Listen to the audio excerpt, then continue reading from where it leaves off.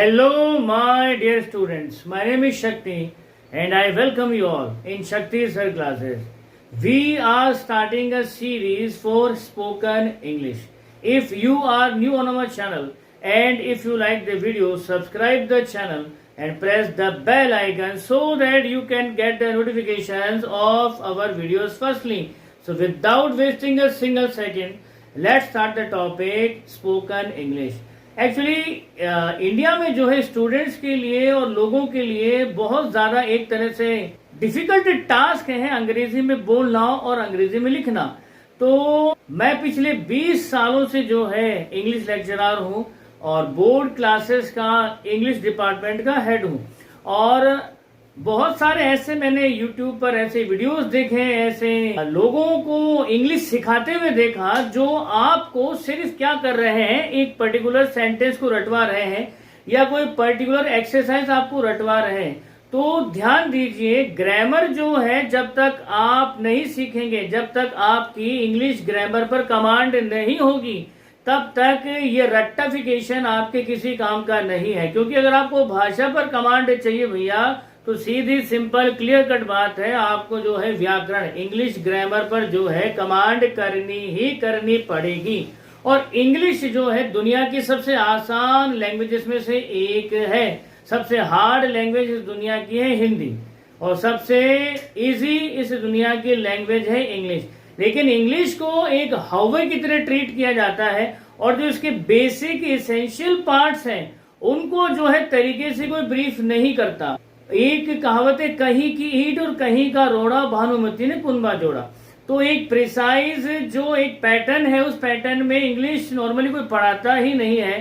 तो मेरी कोशिश है कि मेरा जो 20 साल का तजुर्बा है, एक्सपीरियंस है, वो मैं आपसे शेयर करूं ताकि आप अगर अभी तक अंग्रेजी बोल पाने में अपने आप को अनकंफर्टेबल पा रहे हैं तो आप भी जो है कंफर्टेबली उसको सीख सके। और एक बात और, इंग्लिश अगर आपको सीखनी है तो सबसे बेस्ट तरीका है हिंदी टू इंग्लिश वाला पैटर्न। वो इसलिए कि हमारी हिंदी ज्यादा रिच है। फॉर एग्जांपल, इंग्लिश ग्रामर के अंदर 26 अल्फाबेट्स हैं और हमारे पास में जो है 36 अल्फाबेट्स हैं। इंग्लिश के अंदर 5 वोवेल्स हैं, हमारे पास में 12 वोवेल्स हैं। और बात करें अगर साउंड्स की, तो आ ई और क ख घ के साथ अगर हम बारखड़ी को अगर मिला दें तो 12 into 36, तो इतनी हमारे पास में साउंड्स है। What my point is, if you want to learn English spoken, if you want to get the command over the language, it is the best way that you learn it from Hindi to English process. English to English won't help you. If you could have spoken in English, there was no need to watch the English spoken videos. So हमें जो है हिंदी से अंग्रेजी वाले pattern में ही सीखना है। और क्यों सीखना है वो भी मैं आपको क्लियर कर दूं। हम सारे के सारे जो इंडियंस हैं, चाहे हम किसी भी एनवायरमेंट में रहे, जब कोई हमसे बात करता है तो उस अगर सेंटेंस को या उस पर्टिकुलर ओपिनियन को अगर हमें अंग्रेजी में कन्वर्ट करना है तो हम पहले दिमाग में उसकी हिंदी बनाते हैं, बाद में अंग्रेजी ट्रांसलेट करते हैं। ऐसा शायद कोई विरला ही होगा जो अंग्रेजी में सोचता हो। तो माय पॉइंट इज, जब हम सोचते हिंदी में है तो सडनली अचानक से इंग्लिश नहीं निकलने लगेगी। तो हमें हमारे हिंदी वाले पैटर्न का इस्तेमाल करना है ताकि हम लैंग्वेज पर बड़ी गहरी और खतरनाक पकड़ बना सके। तो ये तो था लॉजिकल पॉइंट कि हिंदी से अंग्रेजी सीखने में हमारा क्या बेनिफिट है। इंग्लिश टू इंग्लिश में थोड़ा सा दिक्कत आपको ऐसे हो सकता है कि जो ऑलरेडी चीजें आपको समझ में नहीं आ रही वैसे भी समझ में नहीं आएगी। लेकिन हिंदी टू इंग्लिश पैटर्न में सीखने में ये आपका एक फायदा है कि हिंदी भाषा पर ऑलरेडी आपका कमांड है। तो हिंदी से जब हम इंग्लिश को समझेंगे तो ये हमारे लिए एक प्लस पॉइंट होता है और चीजों को ज्यादा आसानी से हम लोग समझ सकते हैं। टेंस को जो है पहचान सकते हैं अच्छे से। जब हम टेंस को अच्छे से पहचान सकते हैं तो जाहिर सी बात है जो प्रिसाइज फॉर्मूला, एचवी या जो भी रूल्स और रेगुलेशन टेंस में लगानी है वो बड़ी आसानी से हम लगा सकते हैं। तो without wasting a single second, let's get on to the point, English spoken. So हम जो है जीरो से ही स्टार्ट कर रहे हैं, शुरू से ही शुरू कर रहे हैं, ताकि अगर आप अभी तक इस भाषा को सीखने को लेकर के किसी तरह के कंफ्यूजन में हैं तो आज और अभी आप अपना कंफ्यूजन निकाल दें। आप सिर्फ डेली 10 मिनट निकालिए अपने डेली रूटीन से, और अगर आप प्रैक्टिस करते हैं तो mark my word, with in a month आप अच्छी खासी अंग्रेजी बोलना स्टार्ट कर देंगे। आपको जो चीज क्रिएटिविटी के साथ करनी है, उसके लिए आपको 2 चीजें मस्ट इसेंशियल हैं। रटना क्या है? इंग्लिश ग्रामर में रटने वाली जो चीज है वो 2 ही है, बाकी कुछ भी रटने की चीज नहीं है। एक तो टेंस के जो फॉर्मूले हैं वो आपको रटने हैं, और दूसरा सबसे बड़ा रट्टा आपको लगाना है वोकेबुलरी के रिगार्डिंग। आपको वर्ब की फॉर्म्स तैयार करनी है, first form, second form, third form. Internet पर आपको ऐसी हजारों वर्ब की फॉर्म्स मिल जाएंगी, लेकिन आपको सबसे पहले तैयार करनी है डेली लाइफ में काम में आने वाली वर्ब की फॉर्म्स। क्योंकि जब आपके टेंस तैयार हो चुके होंगे तो बिना वर्ब की फॉर्म्स के आप एक स्टेप भी नहीं ले सकते। तो 2 काम आपको रटने हैं, 2 काम आपको रट के करने हैं। टेंसेस के फॉर्मूले आपको रटने हैं, और दूसरा वर्ब की फॉर्म्स और वोकेबुलरी को आपको रटना है। वर्ड मीनिंग, वर्ड का डाटाबेस आपको जो है बहुत रिच बनाना है, तभी आप बड़े कमांड के साथ इस अंग्रेजी भाषा में अपने आप को बहुत कंफर्टेबल फील करवा सकते हैं। What is the language? Playing with the word. देखिए, अंग्रेजी भाषा हो, हिंदी भाषा हो, दुनिया की कोई भी भाषा हो, आप अपनी बात को या तो प्रेजेंट में कहेंगे, या पास्ट में कहेंगे, या फ्यूचर में कहेंगे। 3 काल है mainly, present, past and future. अच्छा, हर काल के अंदर भी 4 अलग अलग डिपार्टमेंट से सेगमेंट्स हैं। एक तरह से क्लासिफिकेशन है। प्रेजेंट के अंदर भी 4 है, present indefinite, present continuous, present perfect और प्रेजेंट परफेक्ट कंटिन्यूअस। और हर एक सेगमेंट के भी 4 तरह के सेंटेंस बनते हैं।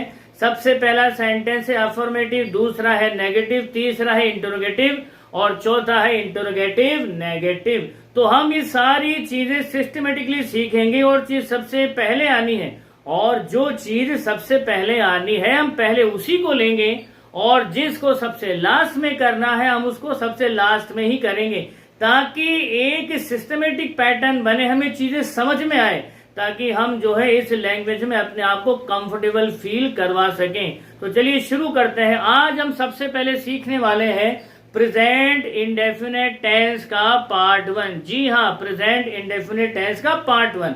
अब पार्ट 1 कौन सा? यूजुअली आपने जो है प्रेजेंट इंडेफिनेट टेंस ही सुना होगा, लेकिन प्रेजेंट इंडेफिनेट टेंस को हम 2 भागों में जो है डिफाइन कर सकते हैं, 2 भागों में बांट सकते हैं, 2 भागों में डिवाइड कर सकते हैं। तो सबसे पहला है प्रेजेंट इंडेफिनेट का पार्ट 1। इस पार्ट 1 में क्या आता है? ध्यान रखिए, मैंने अभी आपसे क्या कहा। अगर आपको अंग्रेजी पे बहुत अच्छी कमांड करनी है तो हिंदी वाले पैटर्न से ही अच्छी कमांड होगी। इंग्लिश टू इंग्लिश पैटर्न आपके लिए यूजलेस साबित होगा, क्योंकि ऑलरेडी आपको अंग्रेजी नहीं आती है। तो प्रेजेंट इंडेफिनेट का पार्ट 1, और सबसे पहले हम देखते हैं इसकी पहचान क्या होती है। तो प्रेजेंट इंडेफिनेट के पार्ट 1 की पहचान है हिंदी वाक्यों के अंत में हे, हो और हु आते हैं।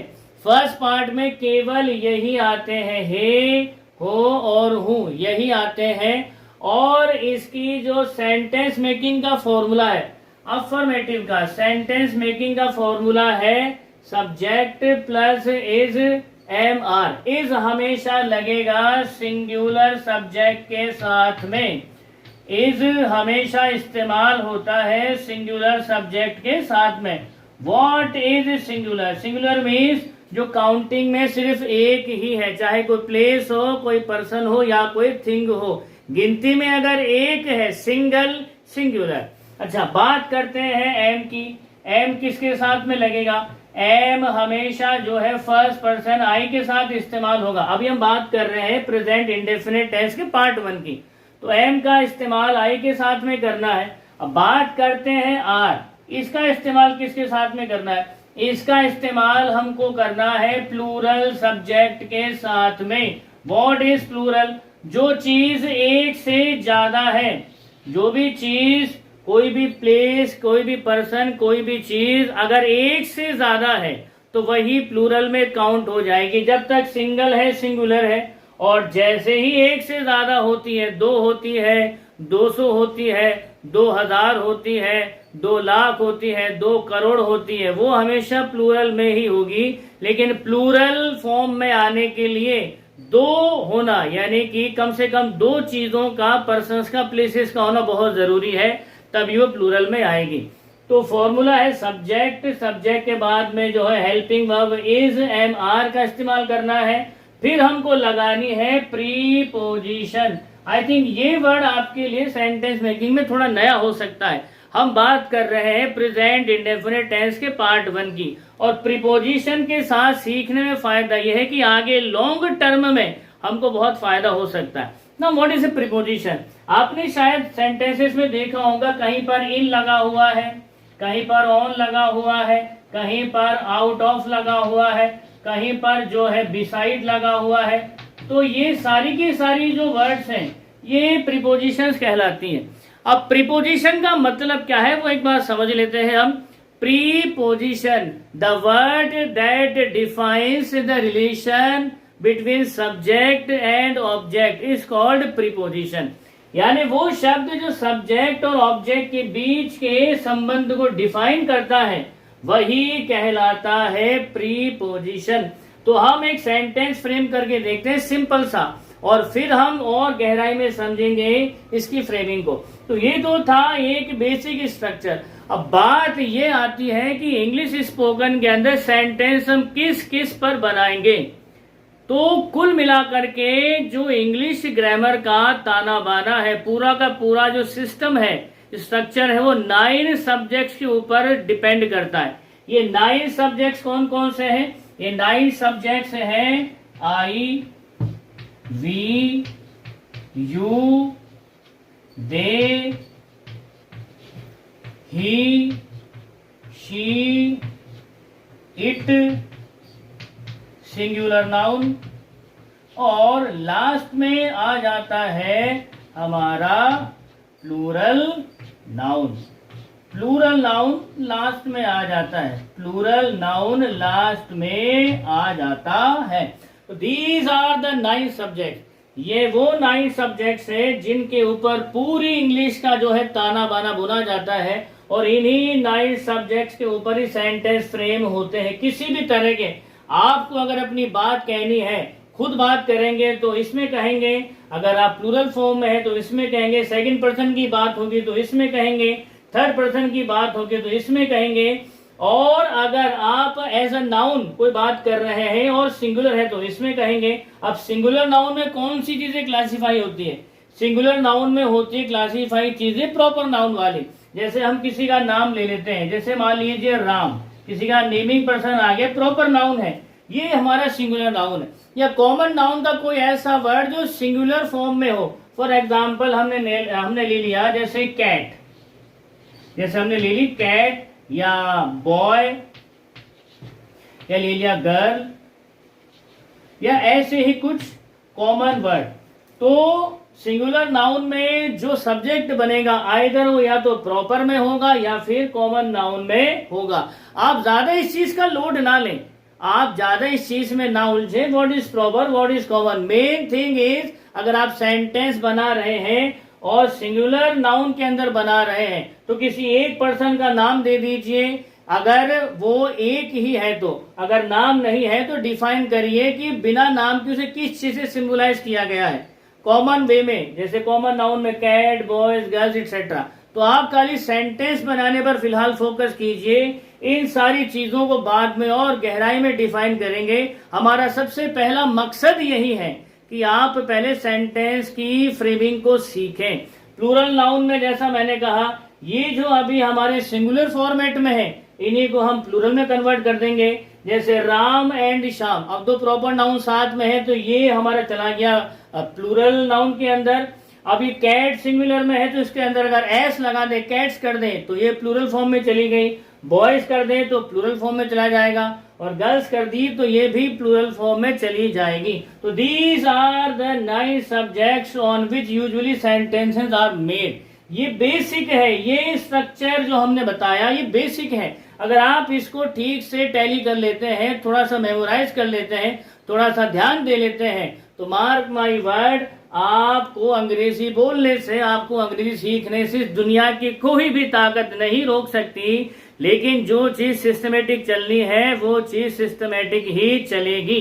तो आइए एक सिंपल सा सेंटेंस हम बना करके देख लेते हैं कि सेंटेंस बनेगा तो बनेगा कैसे। चलिए बना करके देखते हैं। तो हमने जैसा कहा कि कुल मिलाकर के 9 सब्जेक्ट हमारे पास में होते हैं। तो अभी हम जो है एक सिंपल सब्जेक्ट यहां से लेंगे आई। अभी हम ले रहे हैं आई। आई का मतलब होता है मैं। आई का मतलब होता है मैं। अब हम एक सेंटेंस फ्रेम करेंगे। फॉर्मूला क्या है? फॉर्मूला है सब्जेक्ट, इज़मार, प्रीपोजिशन और ऑब्जेक्ट। अब इस सेंटेंस को फ्रेम करने के लिए हमको क्या क्या चाहिए? हमको सब्जेक्ट चाहिए, वो हमने ले ही लिया है आई। अब आई हमने लिया है तो इसके साथ हेल्पिंग वर्ब क्या लगेगी?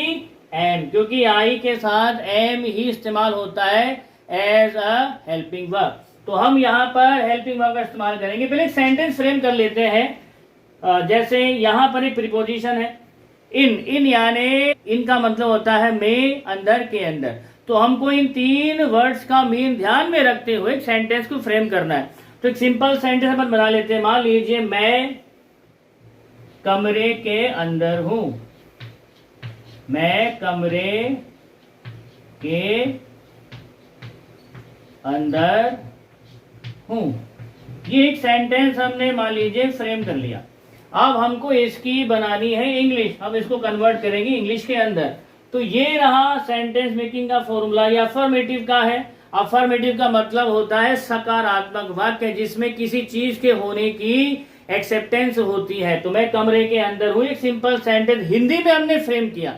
अब इस हिंदी से हम अंग्रेजी में इसको कन्वर्ट करेंगे। अब हिंदी से अंग्रेजी में सीखेंगे तो हर चीज बड़ी बारीकी से जो है हमको अच्छे से समझ में आती चली जाएगी।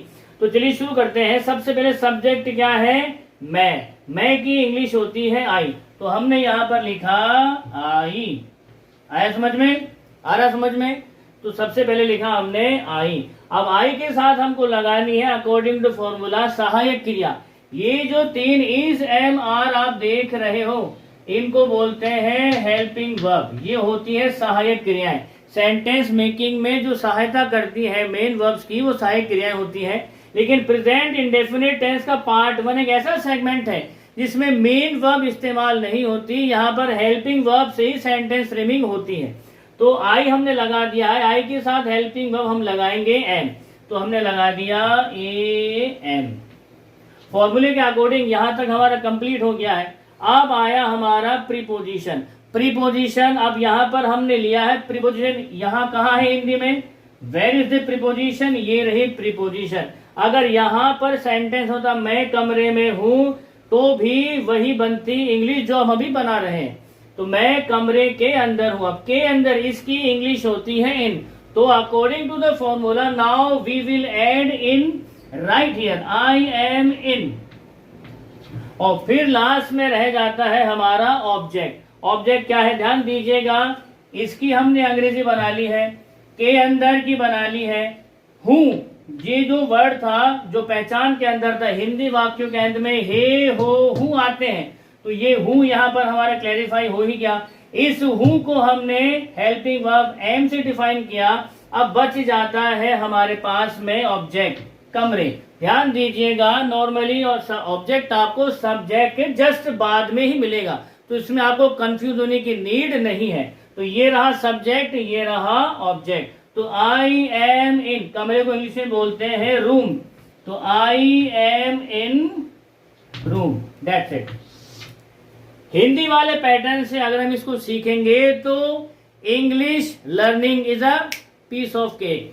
तो बजाय अननेसेसरी नॉनसेंस चीजों के पीछे भागने से बेस्ट है कि भाषा को सीखने का जो सिस्टमेटिक पैटर्न है, जो ग्रामर है, उसी से अगर आप इसको सीखें तो कमांड भी होगी, आपका समय भी बचेगा और उससे बड़ी बात आपका कुछ फायदा भी होगा।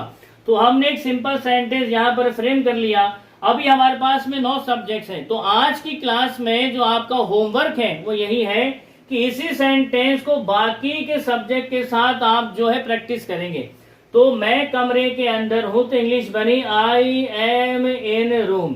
अब सब्जेक्ट है वी, सेंटेंस बनाना है हम कमरे के अंदर हैं। हम कमरे के अंदर हैं तो सेंटेंस बनेगा we are in room. We are in room. फिर आपको बनाना है यू से। सेंटेंस बनेगा तुम कमरे के अंदर हो, तो इंग्लिश बनेगी यू आर इन रूम। फिर आपको बनाना है दे से, दे का मतलब होता है वे, तो सेंटेंस बनाना है वे कमरे के अंदर है, तो इंग्लिश बनेगी दे आर इन रूम। फिर आपको बनाना है ही के साथ में, ही सिंगुलर सब्जेक्ट है और ये थर्ड पर्सन कहलाता है और ये इस्तेमाल होता है मेल्स के लिए। तो यहाँ पर अब इसकी हिंदी बनेगी वह कमरे के अंदर है, तो इंग्लिश बनेगी ही इज इन रूम। फिर शी का इस्तेमाल करके हम जो है सेंटेंस बनाएंगे शी इज इन रूम। फिर जो इट है उसका इस्तेमाल करके सेंटेंस बनाएंगे यह कमरे के अंदर है, तो सेंटेंस बनेगा इट इज इन रूम। तो उसके बाद फिर सिंगुलर नाउन लेना है, किसी का नेमिंग वर्ड। मान लीजिए आपका नाम रमेश है, तो सेंटेंस बनेगा रमेश कमरे के अंदर है, ये प्रॉपर नाउन हो गया। और इसी का जो है कॉमन नाउन में सिंगुलर फॉर्मेट में सेंटेंस बनेगा कि लड़का कमरे के अंदर है, तो बॉय इज इन रूम। फिर लेंगे प्लूरल नाउन का, प्लूरल नाउन में सीधा सीधा जो है कॉमन नाउन का इस्तेमाल भी करेंगे, प्रॉपर नाउन का इस्तेमाल भी करेंगे। तो प्रॉपर नाउन में सेंटेंस बनाएंगे Ram and Shyam are, Ram and Shyam are in room. और कॉमन नाउन से सेंटेंस बनाएगा बॉयज आर इन रूम। तो बहुत ही सिंपल वे में आपको इन 9 सब्जेक्ट्स को लेकर के जो है सेंटेंस बनाने की प्रैक्टिस करनी है, और इस तरह से करनी है कि जो आप प्रैक्टिस कर रहे हो उसे आप कभी भूल ना सको। और एक चीज और, ग्रामर के जो टेंस के रूल्स हैं वो रटने हैं, और वोकेबुलरी और वर्ब की फर्स्ट फॉर्म आपको तैयार करनी है। डेली कम से कम आपको 2 वर्ब की फॉर्म्स तैयार करनी है। वर्ब की फॉर्म 2 का मतलब हुआ फर्स्ट फॉर्म, सेकंड फॉर्म और उसकी थर्ड फॉर्म। फॉर एग्जांपल जैसे मान लो गो है, तो गो वेंट गॉन, गो यानी जाना, वेंट यानी गया, गॉन यानी जा चुका। एक दूसरा ले लेते कम, कम यानी आना, केम यानी आया और कम यानी आ चुका। तो ऐसे 2 वर्ब की फॉर्म्स आपको डेली तैयार करनी है, एक कॉपी बना लेनी है जिसके अंदर आप इन वर्ब की फॉर्म्स को डेली लिखोगे। तो आप ये मान करके चलिए अगर आप 1 महीना भी तरीके से तैयार कर लेते हैं इन वर्ड्स को, तो आपके पास में अराउंड 60 वर्ब की फॉर्म्स का डाटाबेस हो जाता है। और वोकेबुलरी जब तैयार कर रहे हैं एक्स्ट्रा, वो आपके लिए एक प्लस पॉइंट होती है, सोने पे सुहागा वाली बात होती है। तो आप ये काम रेगुलर बेस पर करिए। सिर्फ आपको 10 मिनट निकालने हैं आपकी रूटीन से, सिर्फ 10 मिनट रोजाना डेली, और आप देखेंगे विद इन अ मंथ आपके अंदर एक ऐसा ट्रांसफॉर्मेशन आएगा। आप खुद महसूस करेंगे कि यार इंग्लिश बोलना इतना आसान कभी नहीं था। अगर आप इस आसान प्रोसेस में भी नहीं समझ सकते तो मार्क माय वर्ड, आप फिर कभी भी अंग्रेजी नहीं समझ सकते। मेरी कोशिश है मेरे 20 साल के एज एन इंग्लिश लेक्चरर के तजुर्बे को मैं जो है आप लोगों से शेयर करूं, और आपको मोस्ट इजीएस्ट वे में अंग्रेजी के रूल्स, अंग्रेजी के रेगुलेशंस और उन चीजों को जो है पास ऑन करूं जो शायद आपको जानना बहुत जरूरी है। तो आज की क्लास में हम इतना ही करेंगे। इसकी नेक्स्ट क्लास में हम प्रेजेंट इंडेफिनिट पार्ट 1 के नेगेटिव, इंटरोगेटिव और इंटरोगेटिव सेंटेंस को जो है बनाना सीखेंगे। तब तक आप खुश रहिए, मुस्कुराते रहिए। जय हिंद, जय भारत, वंदे मातरम।